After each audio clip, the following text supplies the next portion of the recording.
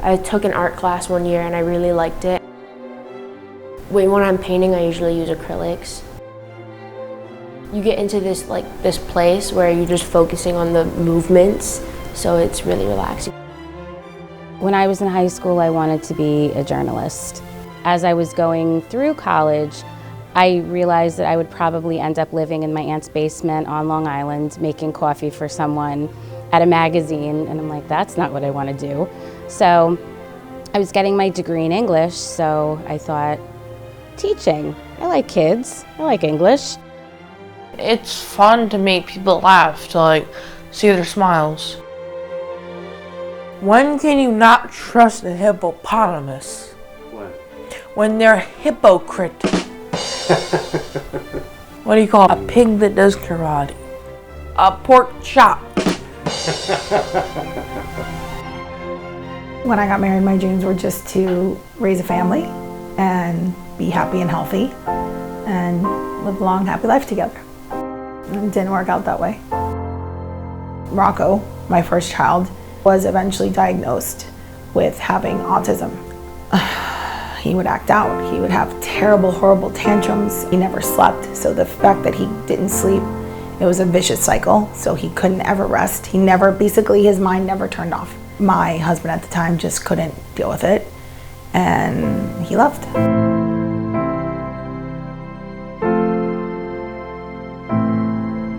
I was falling into a really bad depression, and I knew that I was the only one there for my children. I felt like my world ended. I felt like I was all alone.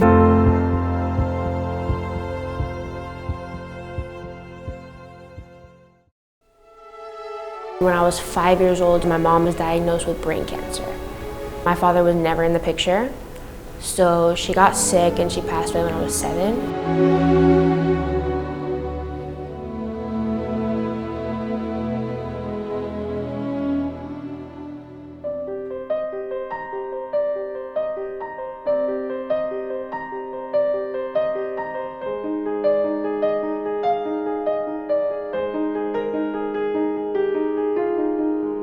I moved in with them and I lived there for about a year, but things didn't work out.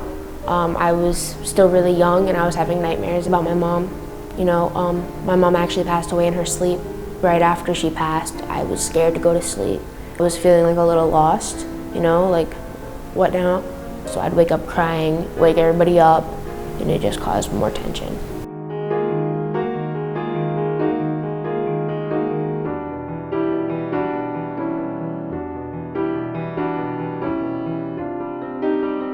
I moved in with them and they had 6 kids. I lived up there for a year, and then my aunt and uncle actually got a divorce.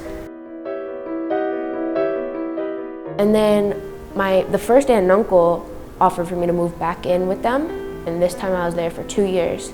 There were issues around the house. It wasn't between my aunt and uncle themselves, but between me and my cousins. And the tension kind of just grew between all of the different things combined. One night, yelling back and forth between everybody in the house, my aunt was like, "You need to go." And I was like, "What do you mean I need to go?" What? My first initial reaction was, is this my fault?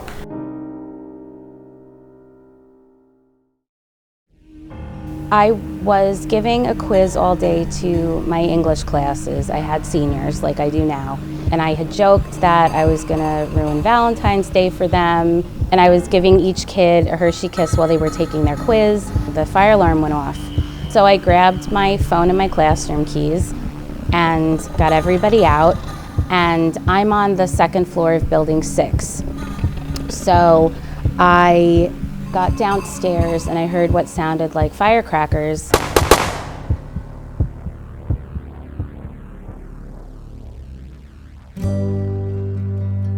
And I paused for a minute, and then I saw people running and just everybody scatter. And I knew I had to be brave, and I was in the room with 15 kids, so I didn't know anything. I remember things very clearly, but then other things I don't remember. It's just love, life. One day you're here, then you're gone. You were an angel to me. You'll be here in my heart until we meet again. But it's hard to say goodbye. Yeah, it's hard to say goodbye. And then I could hear the sirens, and I heard the helicopters, and the SWAT team came in to release us.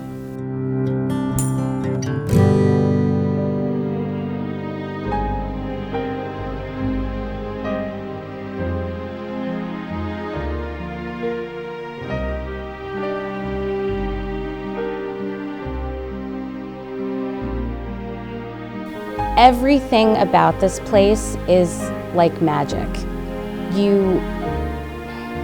You're able to relax and do things for yourself. So I have participated in bracelet making, in yoga, I've done kickboxing, there have been painting classes, I've done stuff with essential oils, there's a teacher group, meditation, and it's like secret undercover therapy. I don't know that I would be as, quote, well-adjusted as I am now if it wasn't for Eagles Haven. It means everything.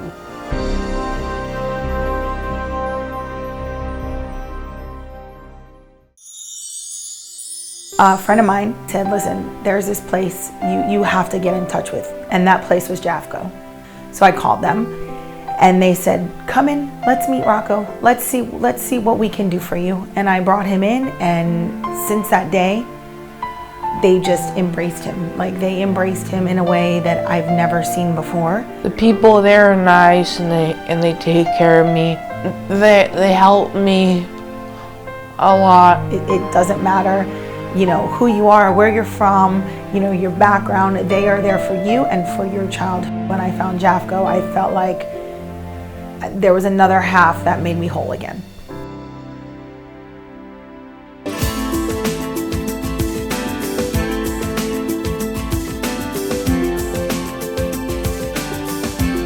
It's about the whole family. It's not just about the child. Like, that is their goal, their mission is to have everybody involved. Having Jeffco there for me on the weekends, in the evenings, when he was having meltdowns, when I was having meltdowns, when I just didn't think I could go on or that I thought that I was doing the right thing, just having them there as my support. Jeffco does offer parent groups. They made me feel like no matter what I shared with them, no matter what I said, that it was a safe space. That's that kind of support that they give. So Jeffco offers 2 types of respite. One is overnight.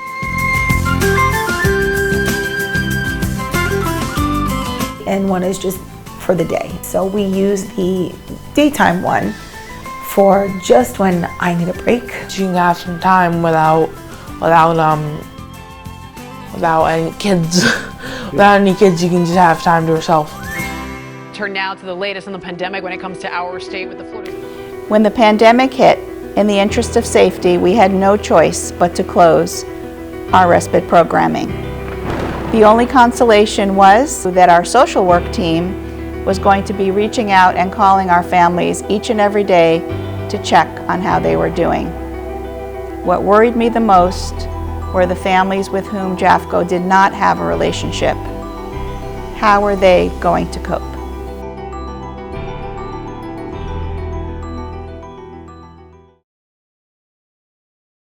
A mother is under arrest and facing murder charges after police accuse her of killing her child.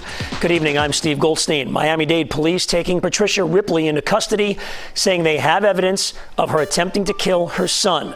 CBS 4's Mike Cuneo is live in Southwest Miami-Dade. Senior law enforcement source tells CBS 4 News that she admitted to thinking about killing her son for quite some time, and that the older he got, the more difficult it was to physically control him. Police say the autistic boy's mother, Patricia, allegedly tried to drown her son, 9-year-old Alejandro Ripley. Authorities say Ripley took her son to this canal where there was no one there to save him. His body was found Friday. In Southwest Miami-Dade, Mike Cuneo, CBS 4 News. I remember it was a Sunday morning when we heard the news about Alejandro's drowning.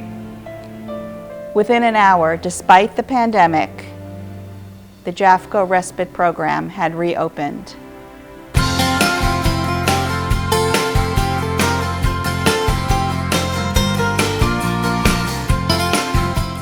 JAFCO gives them life skills and training. I pretty much know how to cook. I know how to use the microwave, the toaster oven, the grilled cheese maker. He's safe and he's happy. He can just be himself.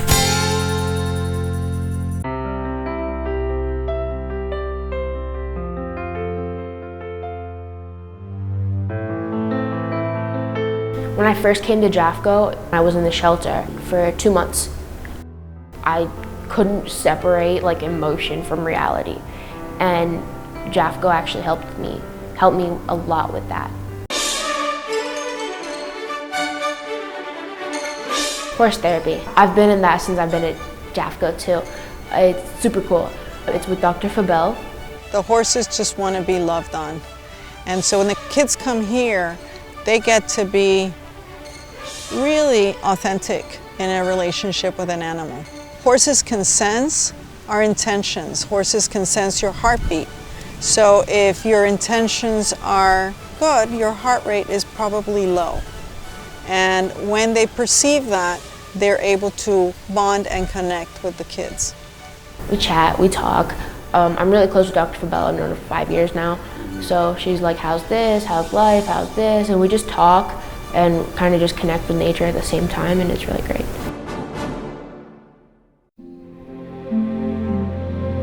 Everybody has their own room and everybody has their own bathroom. You have your room decorated, you can paint it however you want, and just about all the bedrooms have walk-in closets, so that's nice too. You're able to make it feel like home. You form relationships with the people you live with, and even the kids that you don't live with in the other houses, we all do things together. We'll all go to the pool and play a game of water polo, or we'll go outside and we play a game of ball. It's kind of like one big family, I got all these siblings. And the kitchen, just like another kitchen. We got our dining table. We'll come out here, we'll play video games on the PlayStation, make something to eat, just live our lives. We have family vacations. We go to summer camp. We go to school. During the summer or on winter break or spring break, they'll take us on trips. We'll go up to Orlando. One time we went to the Keys. It was a lot of fun. Just operate like a regular family vacation, just a big family. The houses, we keep them kosher. For holidays like Sukkot, they'll build a sukkah out there. We'll go and we'll eat out there. And then on Shabbats, we'll have somebody come and we'll have a Shabbat service in the community room all together. JAFCO has by far it's been my consistency, My whole life has been inconsistent, and JAFCO was my one stable place to be. When I moved here, I decided that was it. I'm done moving, I'm staying here, I like it here. I have everything I need here. The people, the staff, the supervisors, everybody is so nurturing in the way that kids, especially kids that have been everywhere, need. Don't worry about a thing. This is my home now. Because every little thing is gonna be alright. Without JAFCO, I don't think Rocco would have come as far as he has. I don't think I would have been able to cope. I'm blessed to have Jeffco because they give me the happiness of my mother.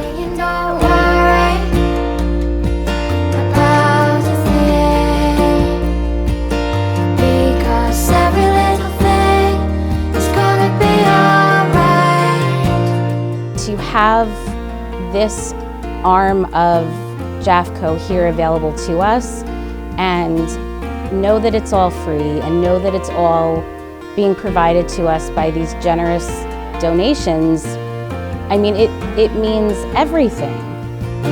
Saying don't worry about a thing, because every little thing is gonna be alright.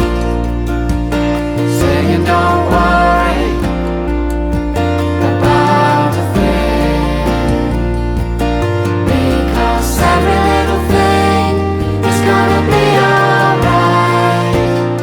Without people like you, these children would not have the life that they're having and the help that they're having and the place to go to feel like home. If it weren't for the donors here, so many kids would be lost. Jeffco saved my life. Thank you. Saying don't worry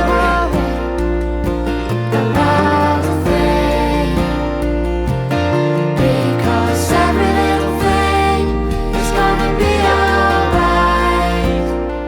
It's gonna be alright. It's gonna be alright. It's gonna be alright.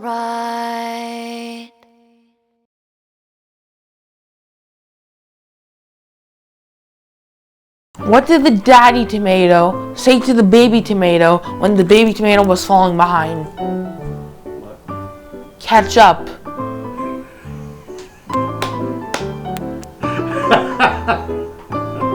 Catch up, sucker.